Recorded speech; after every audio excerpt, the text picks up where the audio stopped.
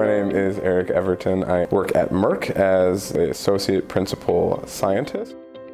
We essentially start with having to take an idea where we find patients who really have a low quality of life or have really poor outcomes with the types of diseases they have. Me specifically, I work in oncology, so you take an idea, you build that idea into what would be quote unquote a protocol or a treatment regimen that we think will potentially help people. I'm running the clinical trials that we have out amongst all of the different companies that are trying to establish a new therapy for people with unmet need. And so once we get the patient populations that we're looking for, we have the sites run the trial itself, and then we start to collect the data.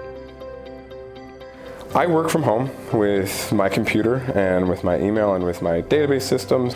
Once we collect all of that data, we try to make sure that it is clean and a good representation of the things that we're looking to display. And so once we get all of that, we take this to the FDA and we work with them to try and understand, okay, is this something that's worthwhile? The medical college's 3-year program seemed incredibly innovative in that they were going year-round and working through the different therapeutic areas along with some of the courses that you would usually have separated out, like organic chemistry and things like that. The fact that I could do it in 3 years was something that was really interesting to me and kind of hooked me. Is not stable at lower and higher pH range. Coming here, they had some great professors, and I think that was something that sticks in my mind as my time here and would probably set them apart from a lot of other different colleges. They also have a lot of opportunity through Freighter, which I think sets them apart as well, just being connected there. Being able to work at Freighter, they're really interested in pursuing not only research, but also helping and giving back to the students. Being involved with those clinicians, I think, really set apart my experience.